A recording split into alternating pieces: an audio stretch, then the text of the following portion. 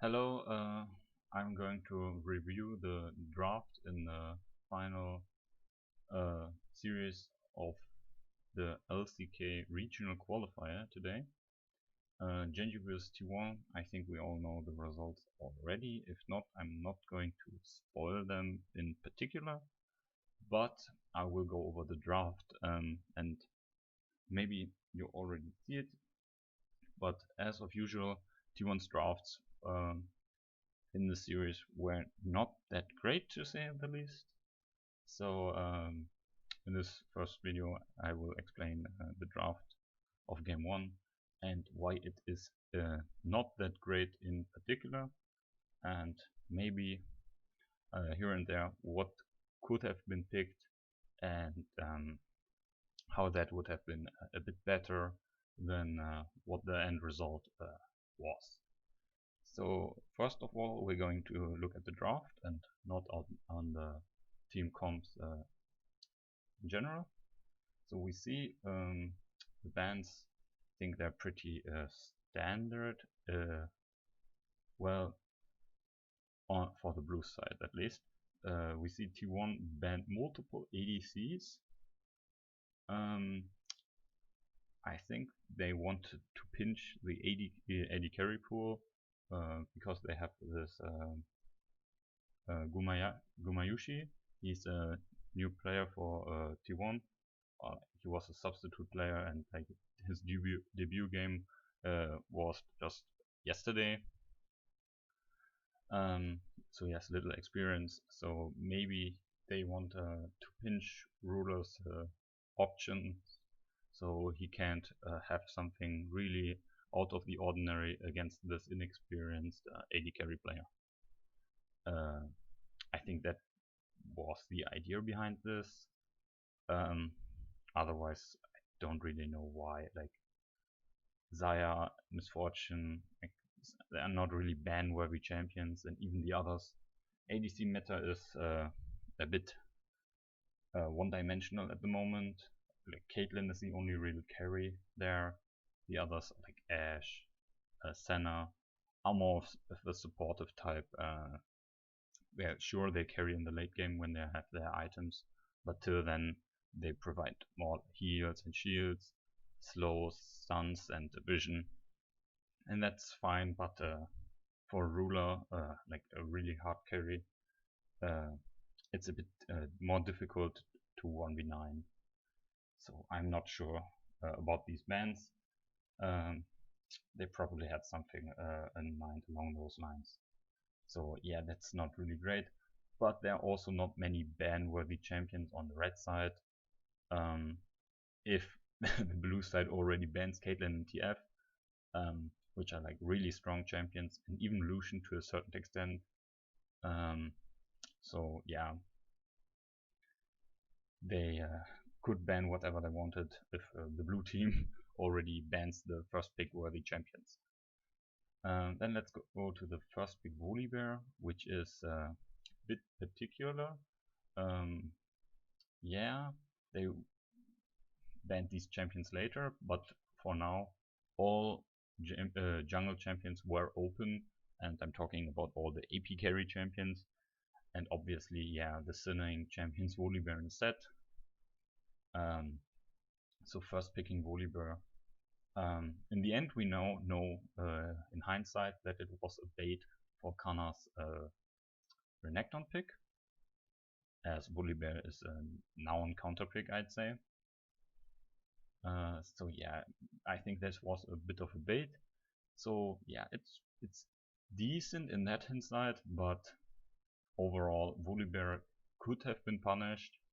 But as they were ready to put it in top lane instead of the jungle, I think this is a nice strategy, especially for like game 1 in a series, to see if T1 even has counter picks or any answer to the pick in the top lane. So then we see Nautilus Renekton rotation 41. I'm not a great fan of Nautilus, but he offers a reliable CC, and in in coalition with Renekton. They are both really good champions in the mid game, where Nautilus base damage is still semi-relevant. And Renekton, yeah, we all know that he is not really good in the late game and excels in early to mid game skirmishes. And yeah, is really good at bullying in the top lane and getting a solid lead through there.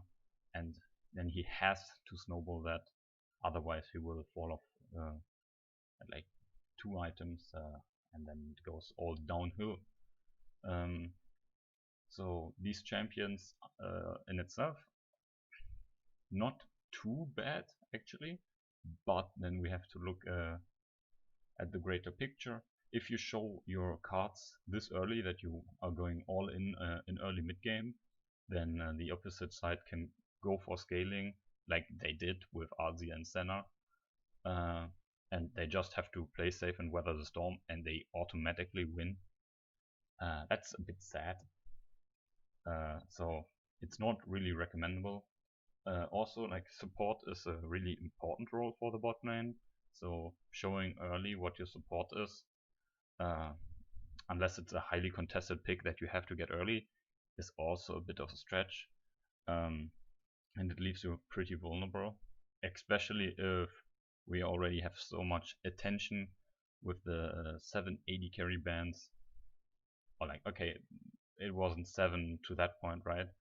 But it was 5 AD carry bans. So we know bot lane was in the mind of both teams to a certain extent. So yeah, that's a bit risky, I'd say. Also, Renekton is not a blind pickable champion. We already know Volibear and Set picks that GenG elects to go for in this game are counters, and then all the ranged champions in the world can bully Renekton if they are played properly. And even if GenG doesn't want to invest in bullying and countering Renekton, there are many low econ tank champions that can be elected. Yeah, they will be pressured. They will go behind in gold and probably XP, but they will still be useful and hinder Renekton in completely stomping and stepping over them. Like an Ornn, if he doesn't int, Renekton can't really punish him all too much. Just as an example. So yeah, Renekton is really aggressive.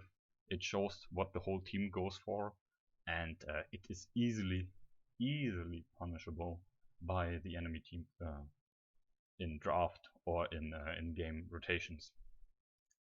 Then GenG elects for a Set and Azir pick. Azir is a special pick on BDD, so although I'm not a really huge fan of Azir at the moment, if you have a player that can play the champion to a really high degree, that's obviously fine to a certain extent. Also, Azir, while he's not really blind pickable per se, right? There are counters. Many people don't play these counters. Like one famous example is what's his name? Vel'Koz and Ziggs to a certain extent, but no one really plays these champions, so he's a bit safer. And also, as I said already, BDD is a known Azir player, so he has a certain degree of proficiency on him to allow him to be blind picked in this spot. Then Set and Volibear now confirm that one of them is jungle and one of them is top lane, but they can still be interchanged. So T1 doesn't really know all too much about jungle. And then in this case for GenG, Live is probably the only Set support player in Korea at the moment. At least he's one of the few that still play him in solo queue, if I remember correctly. So that's also something T1 has to keep in mind at this position. But GenG has a solid phalanx already, with 2, let's say, tank players, although Volibear and Set also are probably more bruiser like in their build path, right?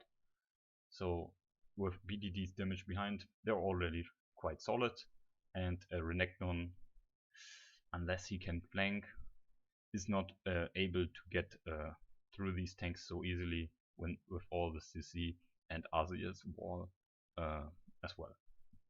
Nautilus was in a similar sense as well.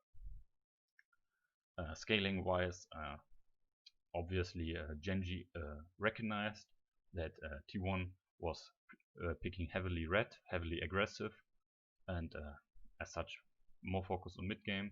GenG has set and Volibear as a bit of a bridge for the late game, but with Azir they heavily set their sights on rather late game team fights as their main focus for the win.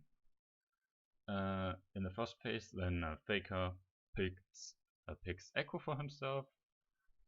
Echo is a more well-known pick into Azir, but as I said, Azir's BDD's proficiency on Azir screw that matchup to a certain extent in his favor because it's more 50-50, but Azir having more pressure in the early game and always has the option to be more safe if he elects to do so.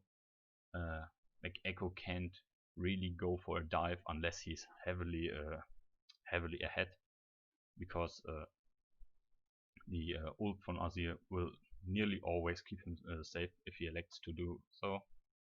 So yeah, that matchup is a bit iffy, but I would say it's like 55 or 60% for BDD in this case.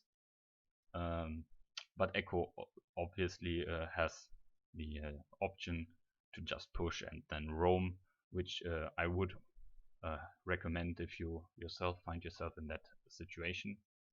But also Echo, he has as an AP assassin the option to scale, not as well as Azir obviously, but better than nothing. And also without the scaling in mind, Echo's 2-item power spike with Hextech Protobelt and Lichbane, he's really set on for mid-game skirmishes as well. So yeah, T1, their picks are now still in somewhat of a cohesion, and it's still not great. It's not awesome, as I talked about Renekton and Nautilus pick, but they still work together and they are rather aggressive and red. But if they can pierce through GenG's phalanx and bridge champions, there's obviously a way they can snowball and win. That's out of the question that this is still possible. Also, but it's rather hard. So then we get into the second ban phase, and as I already said, T1 bans 2 AD carries to pinch the AD carry pool further, as none of the teams picked an AD carry so far. And GenG bans Nidalee and Lilia. Both are heavy farming champions, so we further assume that Volibear or Set are set up for the jungle, as both of the champs don't really farm that well, or well, they don't really farm really good, and Nidalee and Lilia are two of the 3 most proficient farming junglers in the game. Also, an AP champion would be rather strange for the jungle, as Faker already elected a heavy AP damage mid laner. But obviously, Nidalee Renekton also, although it's not really great per se, but it's a still effective top lane jungle duo, which is able to snowball the early game if played correctly. So their bans do make sense. Also, I believe Elim showed a good play of Lilia in the Africa series just before this today. Okay, I think that's it for the bans. Nothing really more to say. Just the AD carry bans, they're really strange. There's nothing you would ban, really you must ban, I think. But Xayah and Misfortune don't make really sense when they're also Senna obviously is still open, but like the mages for the bot lane are always an option. Yes, Ruler is not really known for mages in bot lane, but yeah, like banning so many AD carries when AD carries are not really the main focus in today's meta it's really strange, and maybe it shows that T1 doesn't know what the meta revolves around. Yeah, not a good sign at least. Then also in regards to AD carries, Gumayushi picks up Aphelios for himself in the second pick rotation. Yeah, not really liking that. Yeah, the enemy team comp Set and Volibear are coming into him, and that's really what Aphelios likes. But they're really coming too far into him, like way too much, meaning they're into him. Not really phrasing that all too well.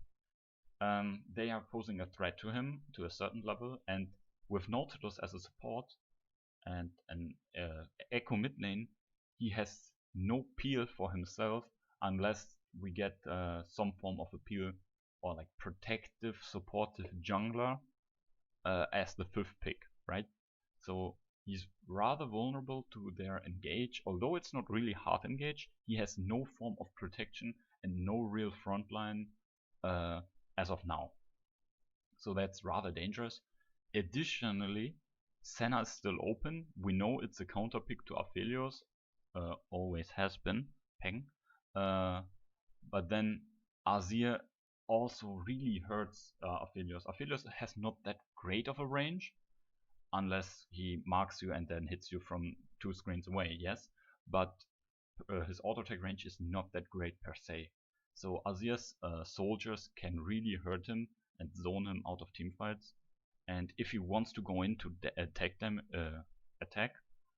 Azir has the option to scoop him in rather easily.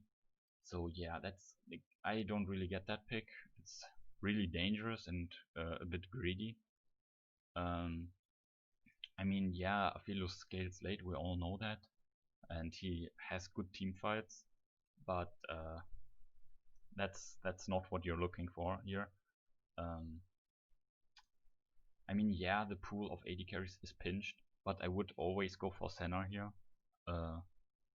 It's not as aggressive, but it helps the frontline diving with the heals. It helps mid lane and top lane with the global ult if need be, and yeah, I think if you pick Aphelios and Senna is open, you can get counterpicked by Senna. If you pick Senna for yourself, then maybe the enemy is stupid enough to pick Aphelios into it. That's also, I guess, a small thing to consider as well. Obviously, you could pick mages now, like Ziggs, most well known. I'm not that into bot lane mages, so I don't know if there are any like really OP pocket picks. I know about Ziggs and Syndra. Not sure if he is able to play them or like at all. So I guess yeah, an AD carry was needed. But then if you know your AD carry player doesn't play many AD carries, then why ban all of the AD carries? Okay, Varus is still open. Yeah, Varus is also good against Azir, has great range. It's not that safe for Volibear and Set, but should be out of the range and can peel for himself with a certain extent. So yeah, I think Varus could have been good. Also his lethality plays into the whole idea of playing for the early and mid game that SKT's champion already set out to do. So yeah, I think Varus could have been a better pick here. Like Varus lethality doesn't kill Set and Volibear that well, but if you just go for Azir and the enemy AD carry that will be picked in this second rotation from GenG, then you can ignore the tanks, right? Also, Varus still does damage, like regardless if you're tanky. If he gets the if he gets his set of lethality items, this will hurt.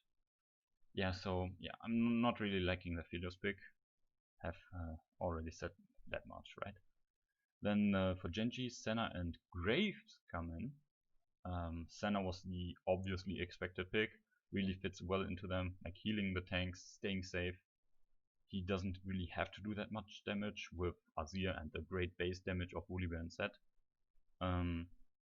Scales well, can protect like Azir if he gets attacked by Faker too hard with his ult. Yeah, and always for bot lane in the 2vs2 also a really solid pick. Nautilus can get on her, right? She has no dash, she can only make herself, what is it, untargetable. So yeah, that's certainly a possibility, but if she elects to play rather safe, with her heals she can't be too bullied by Nautilus, Aphelios in bot lane. And then the Graves pick really puts a curveball to what T1 probably expected out of GenG. As I said before, Volibear Set were looking like a top jungle flex. But as I also indicated, Set is being played by Live in support as one of the only support players, right? So that was always an option T1 should have been able to see. Yeah, and the Graves pick, really nice, I think. With most AP, or like 2 out of the 4 AP carries banned, he's more safe because Evelynn and Karthus really need their time to what is it, like get online, right? They're both more or less level 6 champions, so Graves can't get punished by them as hard. He has a hard time against AP champions since his E doesn't give him MR anymore. So banning Lilia and Nidalee was already a slight sign that Graves might come in, but yeah. So Graves also does well into Renekton, so for top lane that's nice. He's not as great into Aphelios and has his problems with Echo as well. As I said, he's not really doing all too well against AP champions. But for the team comp of GenG, here's another AD threat. So BDD is the only magic damage threat. This can bite teams in the butt, this form of setup for damage distribution. But for BDD, I think as he's so proficient on Azir, and Azir is a high damage champion, if the enemy team doesn't elect to buy MR, they will get rolled by Set, Volibear, Senna and Graves with their high AD damage. And if they don't, Azir will fucking shred them to pieces. Yeah. So it's a really thought out draft from GenG, I think. They planned this, obviously, with every step they did. It makes sense. The bans also banning the power picks, so there's no threat for their strategy. Yeah, I really like GenG's draft. It was like in hindsight, if you look at it, it can be played around. Like if T1 knew what GenG was going to pick and where the picks were going, it is obviously possible to outdraft this. But I think the pick order was really smart from GenG. T1 finishes their draft with a Kindred, and yeah, that's where it all like falls out of place. T1's draft, the first 3 picks were all well, not great, but they were put together with a similar line of thought, right? Mid game aggression, and yeah, going through that.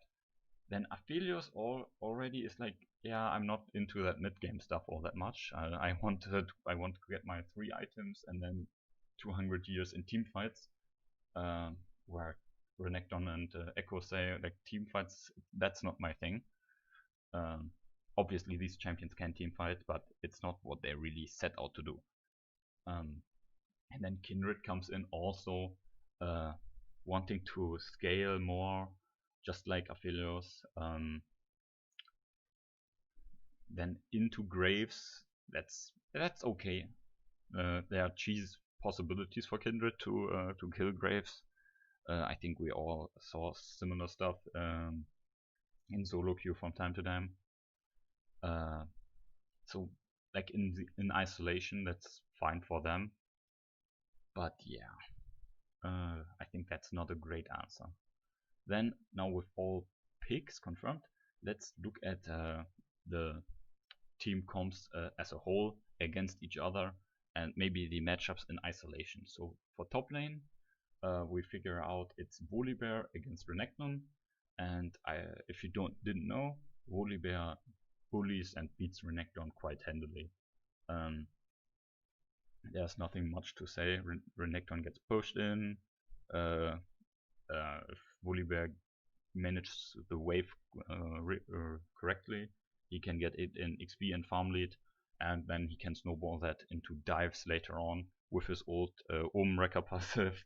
He can disable the turret and chunk or kill the Renekton quite handily.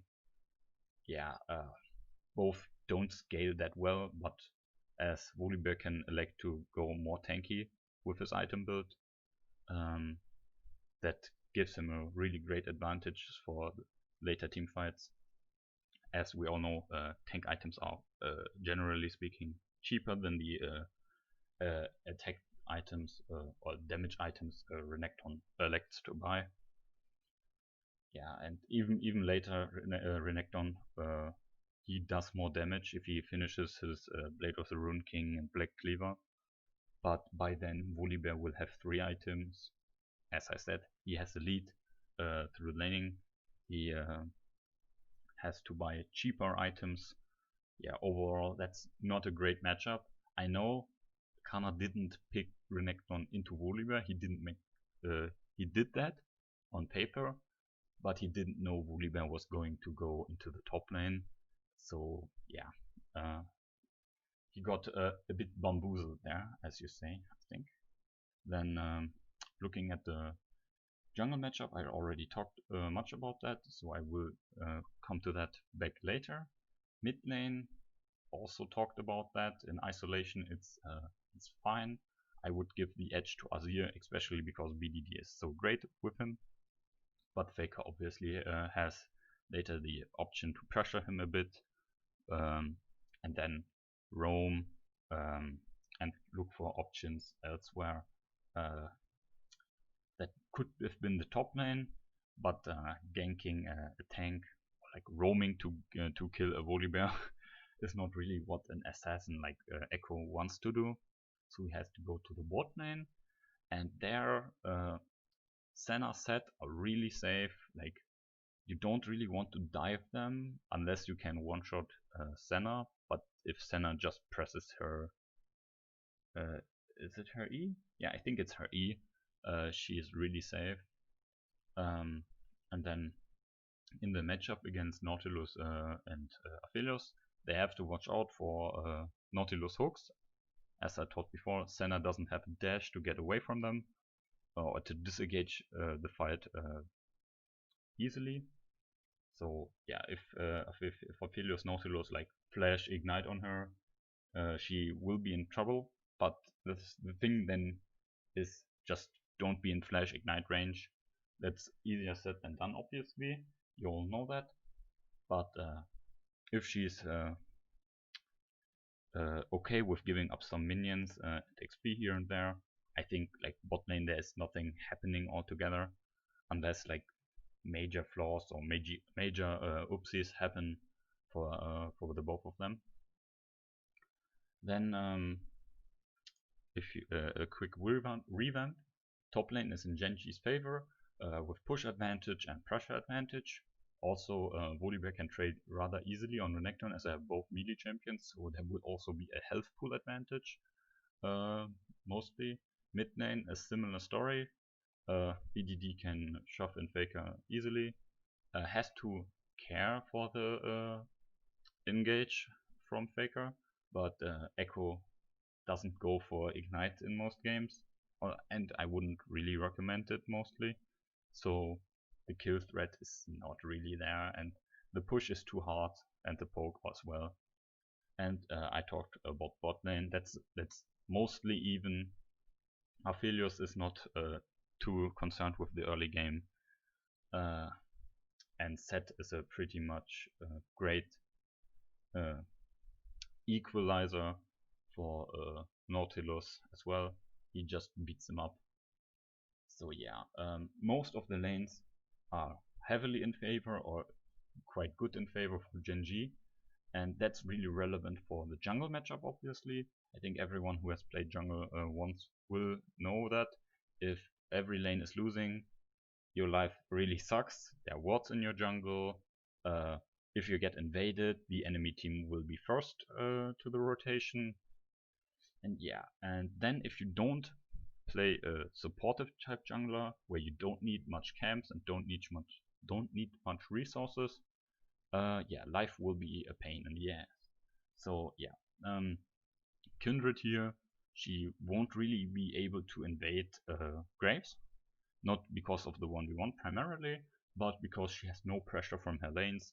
Her lanes can only ward defensively, like in most cases, right? There are like certain item power spikes, and if someone wins a trade by the other's misplay, right, there's like bound to be some margin of error and chance in this, right? So in most cases, Kindred won't have vision in the enemy jungle. She can't just blindly invade, right? So getting marks is a bit tough. Then, yeah, if the enemy team gets then more leads, they invade her jungle, they take her camps away, and she will fall farther and farther behind. An AD carry jungler needs gold, needs level, and I fear Kindred won't be able to get them reliably. So that's the isolation, right? Jungle is not really an isolated matchup, so I already talked a bit about the lane states in the early and mid game because they heavily impact the jungle dynamics. Then if we look at skirmishes, both teams are really proficient in them, so I don't think there's much to talk about that, because most what is relevant in skirmishes is also relevant in the next point, the team fights. And obviously I assume that the gold HP cooldowns, it's even because even if GenG has like leads in lanes, their leads are not like they are 10 kills up, 30 CS up. Their leads are not that great. They just have push pressure and HP pressure, right?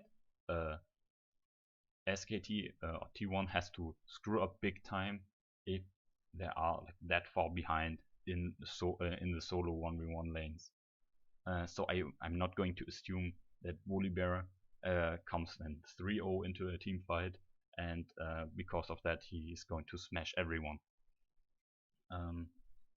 So if we look at the team fight, as I already mentioned in the draft, GenG has nice phalanx with 2 bruiser tank-like champions, a Grave, and a Graves that has the support from Ruler with his Q and R, and then behind that they have Azir, who can pressure with his Sand Soldiers and like deal reliable damage. On the other hand, T1 doesn't have a really good front line. Nautilus is not really as tanky as he appears to be, and can easily be singled out and killed. Same goes for Necton. He's not really tanky, he doesn't build tank items. Most of them go for Blade of the Ruined King first, so he's squishy. He will deal damage, yeah, but if he's stunned and killed in seconds, there won't be much damage witnessable. Faker could try to pierce the front line of GenG by maybe a flank, and that could be really great. But he will also have problems killing the tanks afterwards, because they should be rather tanky, and if Senna does survive any dive attempt by Faker, she will just heal them all up, and yeah. But Echo is still the champion, which is the greatest against GenG's team comp from T1. Aphelios, yeah, he has hard time against Azir and Senna. He has no dash, so he will get slowed. Then Azir has even easier time getting him with the soldiers and even a shuffle. Yeah, and then Kindred, equal problem as Aphelios. If Senna just auto attacks her once, she will be slowed, and she can't kite them. And don't get me started on her ult. Her ult really makes no sense in this whole scheme of things. So we have Faker and Gumoyashi with Aphelios and Echo. They are burst champions, right? Aphelios is an AD carry, but we all know the 200 years clips. He wants to burst most of the time. Like, yeah, he has consistent DPS, but burst is more where he excels at. So Kindred ult and burst champions don't go well together, right? She just cucks them really hard. So yeah, that's rather strange. Also Renekton is not really that much of a consistent DPS champion. So normally you might assume, okay, so you Kindred ult and then if they're low and then you burst. But that's not really how it goes. You want to burst someone from like 70 to 0 or 90 to 0 and not let them DPS you till you're both at 20% life, and then when Kindred ult takes away, they will still have constant DPS while your burst is on cooldown. Yeah, that's not really what you're looking into when you pick Echo and Aphelios and Renekton as well. So that ult really hinders T1, and yeah, it should protect Aphelios, right? You might think that, like, yeah, they all go onto him, and then you Kindred ult and you set them all low, and then after the Kindred ult, Aphelios ults and kills them all. But yeah, that's a wishful thinking, especially if you look at the enemy team comp. Set and Azir can easily scoop the T1 members out of the Kindred ult. So the Kindred ult is a really godsend for them. They can just go in it and use it for themselves and kick T1 out of it. And as I already said, constant DPS is also very good with Kindred ult, because your DPS is constantly there. As such, after the Kindred ult expires, you still have your damage, and the enemy mostly gets more down. Yeah. In some cases, yeah, burst has short cooldown, maybe LeBlanc, right? But that's not reliable. Also, for protection, GenG has a large amount of CC, so they just CC after the team fight, after Kindred ult is done, or just before that, and then while Aphelios is CC'd, he just dies. But that's also not relevant. He just will get scooped by Azir out of the Kindred ult and dies instantly. So yeah, I don't really think that all fits together. Kindred really is counterintuitive to what T1 picked before. And we now have like two directions in T1's comp. Aphelios and Kindred, while they are able to do something in the early game, they're really getting online in the late game. Kindred needs winning lanes or like pressure in her lanes to do her stuff, right? It's a champion that's set out on invading the enemy jungle, but if you have no lane pressure, like, you can do that in solo queue, right? You can just walk blindly in there because nothing matters and the enemy team is not communicating. But in the like top level pro play, that's not really realistic. Yeah. So T1's comp, like, it started with an identity, and then it lost its identity and its prowess completely in the last half of the pick ban. GenG's draft, you can take nothing away from them. Like, the Volibear strategy was really interesting. Volibear and set Azir, really good first rotation.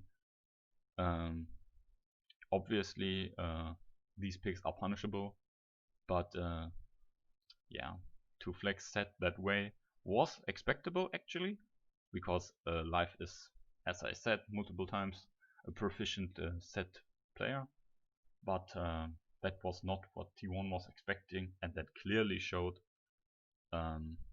Also, the GenG bans do make sense, right? If you have this Volibear strategy, you don't want to first pick these strong champions like Lucian, Caitlyn, and TF. So you ban them so that T1 can't pick them. If you first pick Volibear, then the bans of Nidalee and Lilia really work well. As I said multiple on 2 times, they are ban worthy if you want to play Volibear or Set in the jungle, because they outpace them heavily, and they're also ban worthy against Graves because they also outpace him, but Graves also has that heavy weakness against magic carry junglers per se. So yeah, and then at the end now, I just have to give a huge edge to GenG. Their team has like, the pickman is good, their draft is really solid. Yeah, the team comp works well together, and T1 just has like some solo queue-esque team comp, right? Like, everyone picks just what they want to play, but doesn't care what the enemy has picked and what their teammates have picked. And that's really sad to see, actually. It makes no sense. Some of these picks are like, just as I said, they don't make sense. They don't work well together. Counterintuitive. Yeah. Overall, we have to give a huge edge to GenG. And yeah, I'm not going to spoil the results, obviously. But yeah, so in the next video we will see the draft for game 2. And see you then.